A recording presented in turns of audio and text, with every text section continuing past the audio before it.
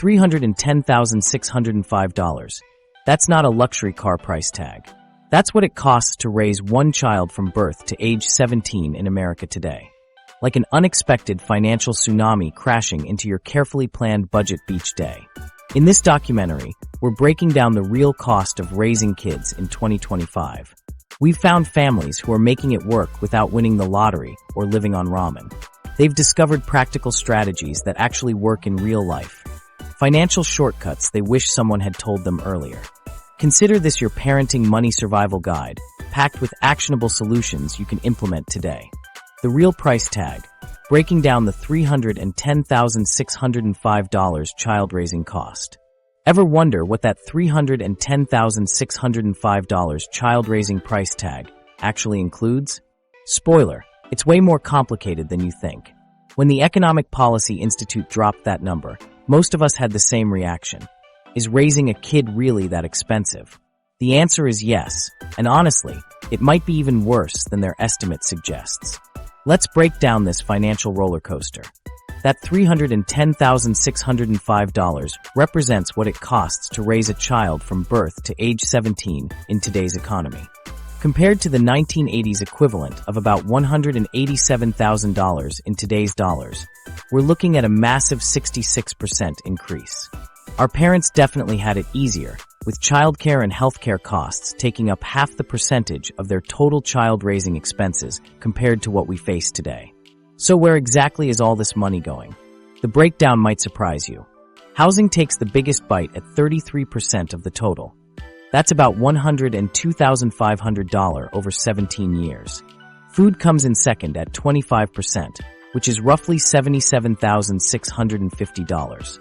Childcare now represents between 7 to 23% of the total, depending on your location and situation. The remaining costs get divided between transportation, around 14%, healthcare, 9%, and clothing, 5 to 7%. Ever wonder how these numbers translate to real families struggling with these costs every month? Let me show you. The Johnsons are a low-income family, making $45,000 annually with 2 kids. Their monthly child-related expenses break down to $800 for housing. They needed a larger apartment. $650 for food, $680 for childcare, subsidized. $240 for healthcare, $200 for transportation, and $130 for clothing. That's $2,700 monthly just for kid-related expenses. Over 70% of their take-home pay. Meanwhile, the Williamses represent a middle-income household earning $85,000. Their child-related monthly costs look like $1,200 for housing, mortgage on a 3-bedroom home, $850 for food, $1,400 for full-price childcare, $350 for healthcare, $300 for transportation, and $200 for clothing. That's $4,300 monthly, about 60% of their take-home pay. Then there's the Taylors, a high-income family making $180,000. Even they feel the pinch with monthly expenses of $2,200 for housing, mortgage on a 4-bedroom home, $1,100 for food, $2,800 for premium childcare and enrichment activities, $450 for healthcare, $500 for transportation, and $350 for clothing. That's $7,400 monthly, about 50% of their take-home pay. See the pattern? No matter your income level, kids take up a huge chunk of your budget. It's wild. Take the Martinez family, who I met while researching this video. Maria and Carlos are expecting their first baby in 3 months, while still tackling $78,000 in combined student loans. We thought we were being super thorough, Maria told me. But every week we discover some new expense we hadn't considered. The latest was cord blood banking. That's $2,000 we hadn't even thought about. Carlos added, "We've cut our budget to the bone, but between my student loan payment of $580 monthly and Maria's $490, plus saving for her unpaid maternity leave, we're struggling to figure out how childcare will fit into our budget after she returns to work." Their story highlights a crucial point. The standard calculations often miss significant costs. The Economic Policy Institute's number doesn't include things like cord blood banking, college savings, additional life insurance, estate planning, or the hidden costs of career interruptions. Speaking of hidden costs, let's talk about childcare. The average family now spends nearly a quarter of their income on childcare alone. 24% of your household income could be going just to have someone watch your kid while you work. And in 38 states, that annual childcare cost exceeds in-state college tuition at public universities. For the average family with an infant in center-based care, the annual cost has reached $14,760 nationally. But in expensive states like Massachusetts and Washington, D.C., that number jumps to over $20,000. Even in more affordable states like Mississippi and Alabama, you're still looking at $7,000 to $8,000 annually for just one child. What makes this expense particularly brutal is its timing. Unlike college, which you can save for over 18 years, childcare hits when parents are typically at their lowest, earning potential, often still paying off student loans, and trying to save for their first home. The Martinez family is looking at childcare costs of $1,250 monthly in their Midwest city. That's $15,000 annually, or nearly 20% of their combined take-home pay. We've been told to get on wait lists before the baby is even born, Maria explained. Some centers have 12 to 18-month waiting lists, and we can't even afford the ones with shorter waits. This childcare crunch disproportionately impacts women's careers too. With costs so high, many families do the math and realize one parent's entire salary would go almost entirely to childcare. This forces tough decisions about career breaks that have long-term financial impacts beyond the immediate childcare savings. The truly frustrating part? These massive childcare costs aren't translating to high wages for childcare workers, who remain among the lowest paid professionals despite their crucial role. The system is broken from every angle, unaffordable for parents, unsustainable for providers, and unfair to workers. The childcare crisis. Why daycare costs more than college? When daycare costs more than college tuition, you know something's seriously wrong with the system. That $310,605 child-raising number we talked about?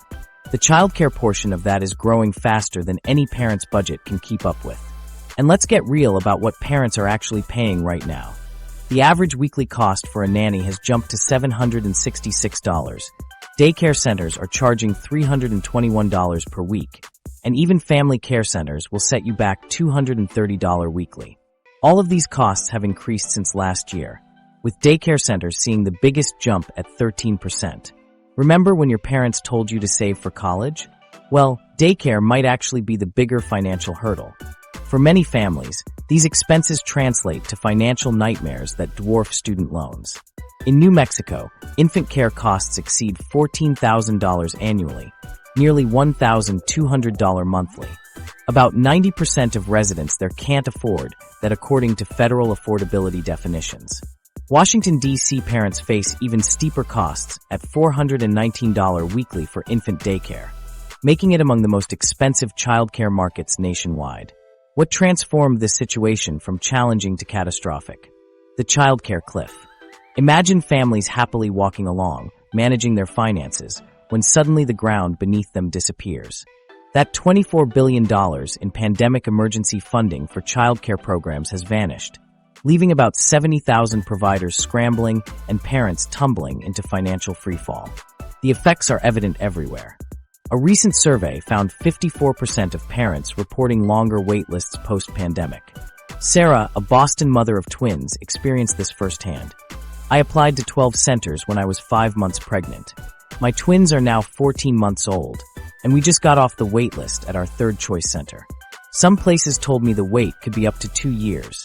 This isn't unusual. 65% of parents spend time on daycare wait lists, often longer than pregnancy itself. Many register their unborn children for daycare before announcing the pregnancy to extended family. The Johnson family in Seattle exemplifies this struggle, paying $24,000 annually for their 2-year-old's daycare. We basically have 2 housing payments, explains Michael Johnson. We're paying more for someone to watch our daughter during work hours than we're paying for the roof over our heads. How does that make any sense? What's driving these astronomical costs? It's a perfect storm. Inflation has hit providers hard. cited by 55% of parents. 53% report fee increases at centers, and 39% point directly to the childcare cliff's impact. Meanwhile, childcare workers remain severely underpaid, averaging just $13 an hour, less than many fast food employees. This creates a vicious cycle where centers charge more to operate, but can't pay enough to attract qualified staff. The nationwide shortage of childcare workers drives up costs while reducing availability. The math simply doesn't work. Centers need specific staff-to-child ratios for safety, especially with infants. Unable to find enough workers at current wages, they either raise prices or reduce capacity, both hurting families. No wonder so many parents struggle to find spots despite paying thousands. As costs skyrocket and availability plummets, America's childcare system has reached a breaking point where families across income levels are feeling the squeeze, forcing them to create innovative solutions just to make ends meet. Many families now create what experts call a patchwork quilt of care. About 34% rely on relatives or friends. Mom watches baby Mondays, grandma takes Tuesdays, a neighbor helps Wednesdays. While this saves money, it creates logistical chaos and lacks stability. Fortunately, some families have discovered innovative approaches that slash costs while maintaining quality. Nanny sharing allows 2 or more families to coordinate schedules and split a single caregiver's cost, saving 40 to 60% on childcare expenses. Here's how it works. The Mills family needs childcare Monday, Wednesday, Friday, while the Patels need Tuesday/Thursday coverage. Instead of separate solutions, they hire one nanny and split costs based on usage. The nanny gets full-time work with competitive pay, and both families save thousands. Lauren Davis, a financial advisor specializing in family planning, says, "Nanny sharing is revolutionary for many clients. 2 families paying $24 an hour for a quality caregiver is much more manageable than each paying $18 to $22 hourly for separate sitters." Children also get socialization benefits similar to daycare, but in a more controlled environment. Some create mini childcare pods with 3 or 4 families hiring caregivers for all children in rotating homes. This can reduce costs to daycare comparable levels with better child-to-caregiver ratios. Ashley Kim, participating in a Chicago 3-family pod, reduced her childcare costs from $2,200 to $1,300 monthly. "We take turns hosting, eliminating facility overhead. Our nanny gets paid well, kids have built-in playmates, and we've formed a support network with other parents. It's been life-changing." Other families use technology, like the Babysitting Co-op app, to exchange childcare hours without money changing hands. A modern take on community childcare models our grandparents relied on. What's evident is that parents aren't waiting for policy solutions. They're creating alternatives out of necessity. Faced with childcare costs exceeding college tuition, families are finding innovative ways to protect their financial futures. Housing reimagined. Alternative living arrangements, saving families thousands. Just when you thought we'd covered the most painful part of raising kids, here comes the housing crisis to crash the party. The traditional American dream of homeownership is looking more like a fantasy for many young families. While parents are getting creative with childcare solutions, there's an even bigger expense hiding in plain sight. That cute little house with the yard you've been dreaming about now costs a whopping 132% more than it did in 2009, while wages have barely kept pace. Remember how we mentioned housing gobbles up a third of your child-raising costs? Let's put that in perspective. For many millennials, the very concept of homeownership feels like chasing a mirage that keeps moving further away. Millennial homeownership has stagnated at 54.9%, which is actually lower than what baby boomers experienced at the same age. The math just isn't mattering for our generation. The housing shortage is serious business. We're currently short about 3 million homes nationwide, with experts predicting that gap will widen to 4 million by 2025. With nearly half of Americans, 47%, saying they simply cannot afford to buy a home, we're trapped in a market that basically says good luck with that down payment while you're also paying for daycare. Less supply with constant demand creates prices that make you want to curl up in a blanket fort and never come out. But here's where things get interesting. Families are completely rewriting the rules of the housing game, creating innovative solutions that transform financial burdens into opportunities. Take the Chun family, for example. After their second child arrived, they stared at their mortgage payment with pure horror. Rather than flee to a cheaper area, they converted their garage into a rental unit, creating an income stream that significantly reduced their effective mortgage cost. "We realized we were sitting on unused space that could generate income," Mrs. Chin explained. "The conversion cost was significant upfront, but the monthly rental income has been a game changer for our family budget." This approach, called house hacking, is just one strategy gaining popularity among young families. Another is the return of multi-generational living, but with a modern twist. Unlike previous generations where this arrangement stemmed from tradition, today's families make this choice with clear-eyed financial calculations. These calculations paint a compelling picture. Multi-generational households function like interwoven safety nets, saving between $18,000 and $28,000 annually on combined housing and childcare costs. Imagine the impact of shared mortgage payments, built-in childcare from grandparents, consolidated utility bills, and fewer duplicate expenses. That's serious money that can go toward other financial priorities like debt repayment, emergency savings, or even the occasional sanity-saving date night. Multi-generational living delivers benefits beyond finances. Many families report stronger family bonds, better distribution of household responsibilities, and reduced isolation for older family members. Sure, privacy concerns and occasional friction over parenting styles can emerge, but the financial benefits make working through these issues worthwhile. Beyond house hacking and multi-generational arrangements, accessory dwelling units, ADUs, are gaining traction. These independent living spaces on the same lot as a main house, whether granny flats, in-law suites, or backyard cottages, offer flexibility that traditional housing lacks. They transform into rental units when extra income is needed, provide housing for aging parents, or become launch pads for adult children transitioning to independence. The key to making family housing work in this economy is flexibility, explains urban planner Maya Rodriguez.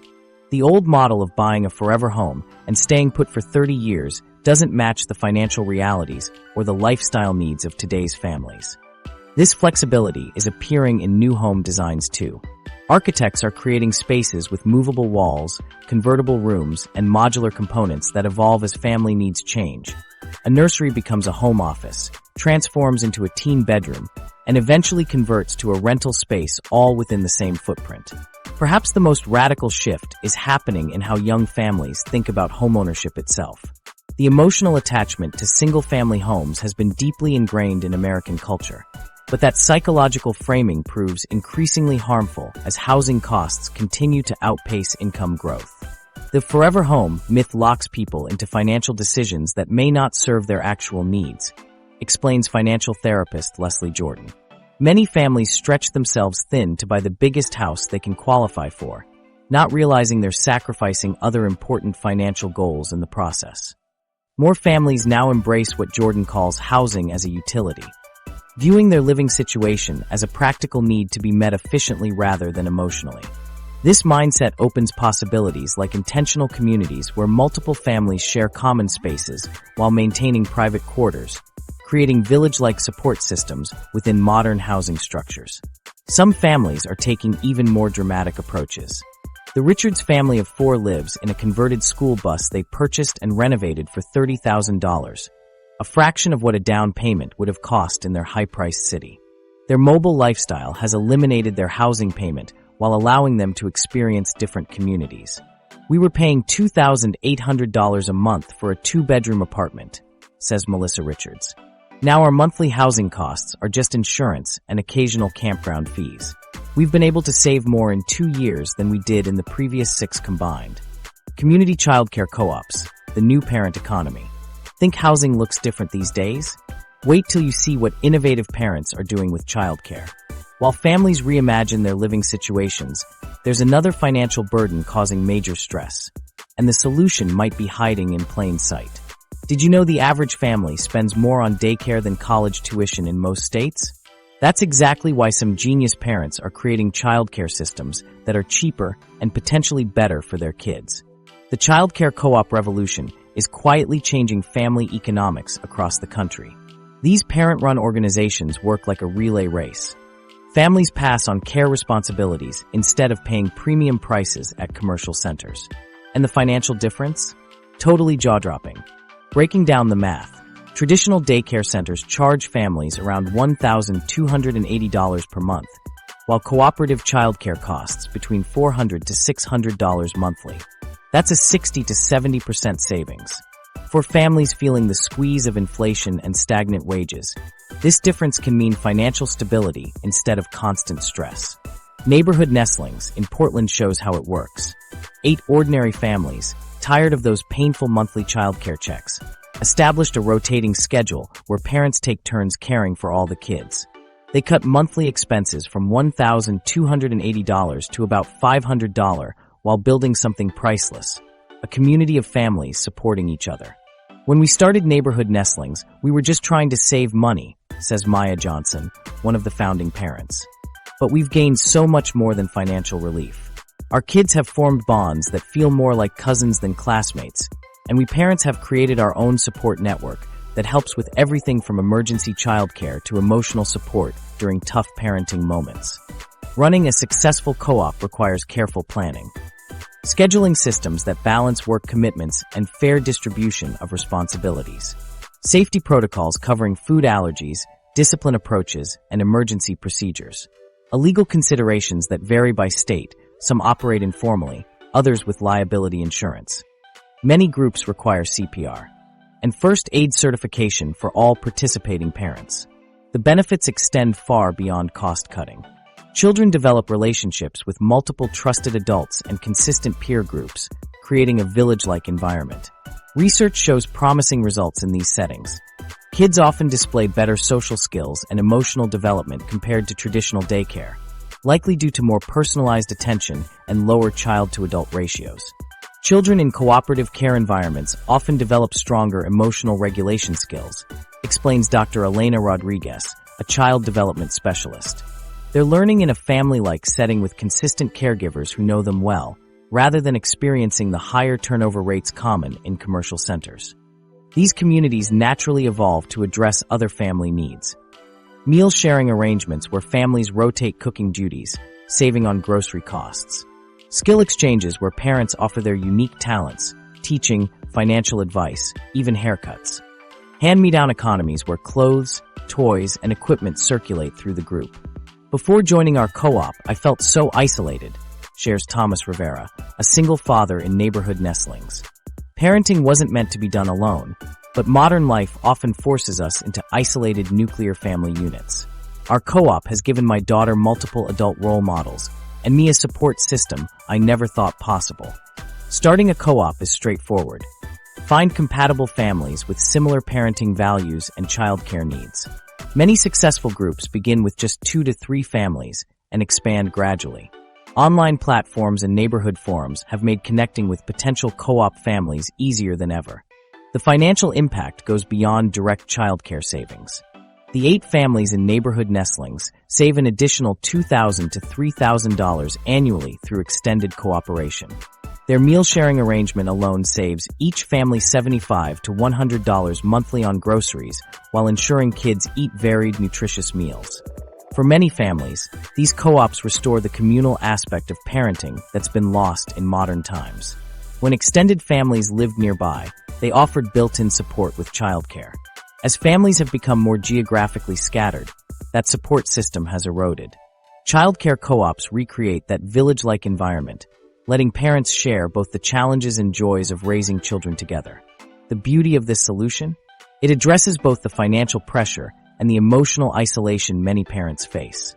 By working together rather than individually, families create a system that's more affordable, more nurturing, and more sustainable, proving sometimes the best. Healthcare hacks, managing medical costs from pregnancy through childhood. Just as cooperative childcare creates community solutions, smart families are finding ways to hack an even bigger expense, medical costs. The journey from pregnancy tests to pediatrician visits represents a financial marathon most parents aren't trained for. With the average birth now costing more than $18,000, the healthcare system feels designed to bankrupt new families, unless you know the insider strategies that financially savvy parents are using. Healthcare costs are like that never-ending marathon where they keep moving the finish line farther away as you run. That $18,000 birth is just the starting line. Once your baby arrives, You're facing another $2,000 plus annually for checkups, vaccinations, and those middle-of-the-night fever scares. And these expenses keep growing faster than your paycheck, taking a bigger bite of your family budget each year.